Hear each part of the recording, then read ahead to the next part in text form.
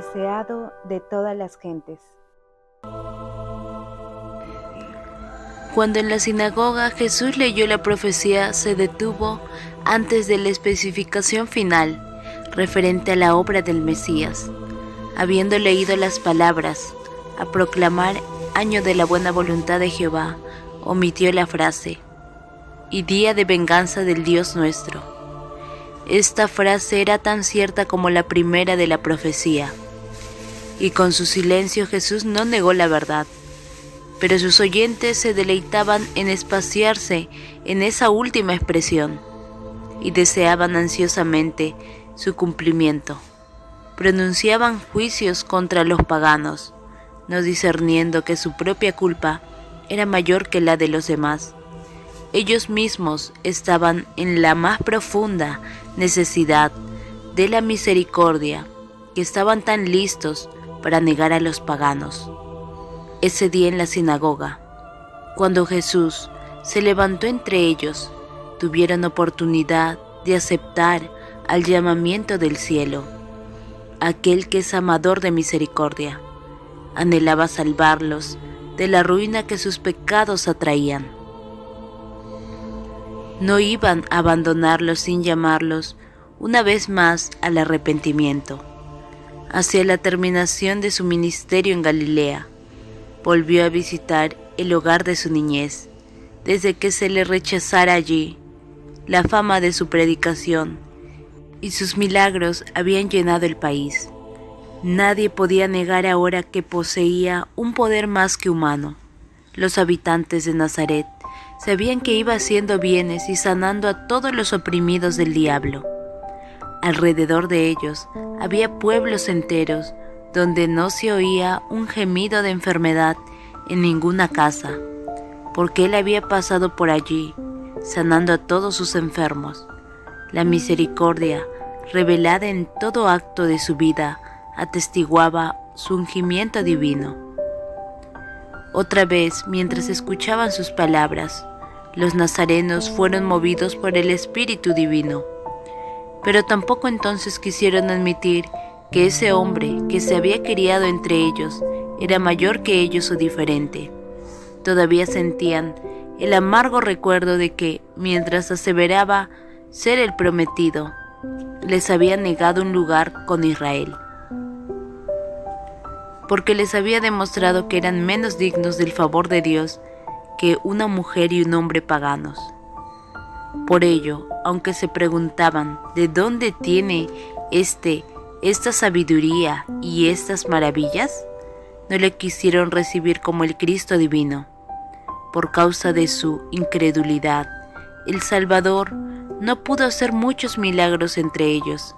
Tan solo algunos corazones fueron abiertos a su bendición, y con pesar se apartó para no volver nunca. La incredulidad, una vez albergada, continuó dominando a los hombres de Nazaret.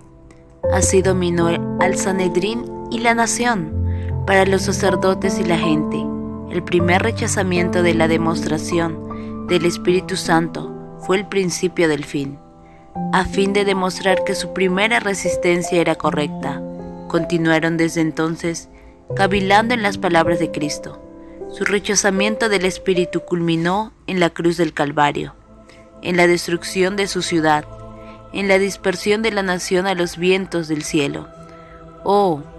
Cuánto anhelaba Cristo revelar a Israel los preciosos tesoros de la verdad, pero tal era su ceguera espiritual que fue imposible revelarle las verdades relativas a su reino.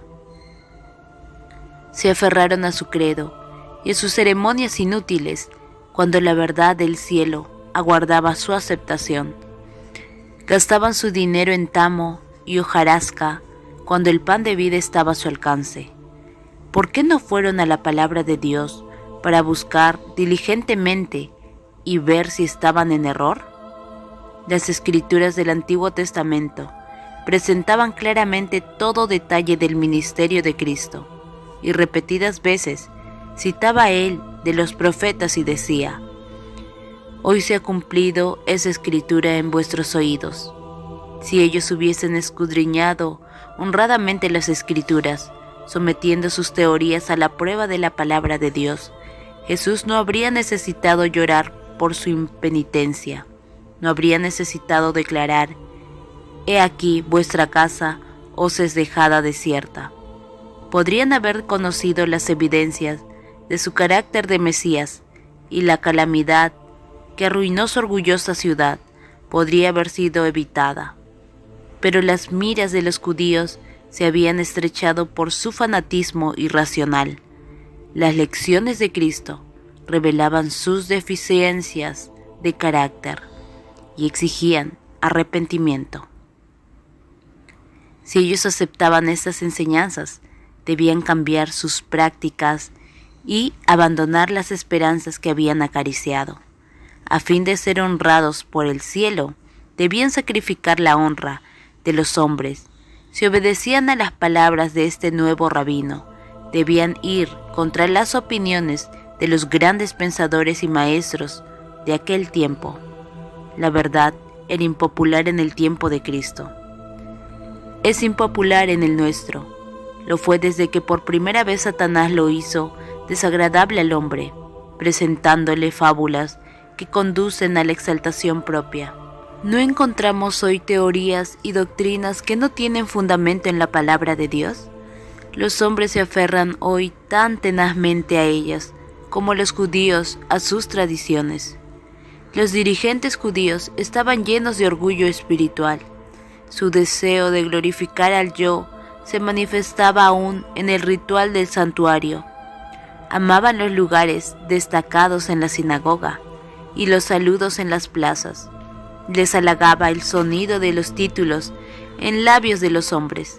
A medida que la verdadera piedad declinaba entre ellos, se volvían más celosos de sus tradiciones y ceremonias. Cuando el prejuicio egoísta había oscurecido su entendimiento, no podían armonizar el poder de las convincentes palabras de Cristo con la humildad de su vida. No apreciaban el hecho de que la verdadera grandeza no necesita ostentación externa. La pobreza de ese hombre parecía completamente opuesta a su aserto de ser el Mesías. Se preguntaban si es lo que dice ser. ¿Por qué es tan modesto? Si prescindía de la fuerza de las armas, ¿qué llegaría a ser de su nación? ¿Cómo se gloriaría que el poder y la gloria tanto tiempo esperados convirtiesen a las naciones en sus súbditas de la ciudad de los judíos? ¿No habían enseñado a los sacerdotes que Israel debía gobernar sobre toda la tierra? ¿Era posible que los grandes maestros religiosos estuviesen en error? Pero no fue simplemente la ausencia de la gloria externa en la vida de Jesús lo que indujo a los judíos a rechazarle. Era Él la personificación de la pureza, y ellos eran impuros. Moraba entre los hombres como ejemplo de integridad inmaculada. Su vida sin culpa hacía fulgurar la luz sobre sus corazones. Su sinceridad revelada la falta de sinceridad de ellos. Ponía de manifiesto el carácter güero de su piedad presuntuosa y les revelaba la iniquidad en toda su odiosidad. Esa luz no era bienvenida para ellos. Si Cristo hubiese encauzado la atención general hacia los fariseos y ensalzado su saber y piedad, le habrían recibido con gozo. Pero cuando hablaba del reino de Dios como dispensación de misericordia para toda la humanidad, presentaba una fase de la religión que ellos no querían tolerar. Su propio ejemplo y enseñanza no habían tenido nunca a ser deseable el servicio de Dios. Cuando veían a Jesús prestar atención a aquellos a quienes ellos odiaban y repelían, se excitaban las peores pasiones de sus orgullosos corazones, con toda su jactancia de que bajo el león de la tribu de Judá, Israel sería exaltado a la preeminencia sobre todas las naciones. Podrían haber soportado la defraudación de sus ambiciosas esperanzas mejor que la reprensión de sus pecados de parte de Cristo y el oprobio que sentían en presencia de su pureza.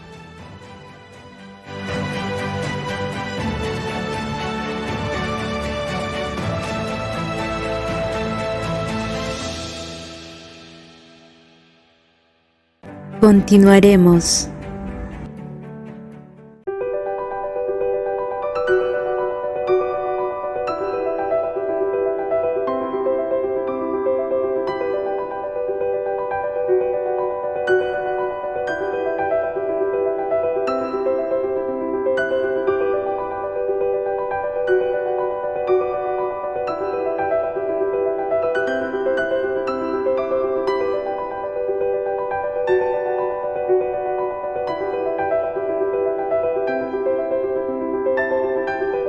El deseado de todas las gentes.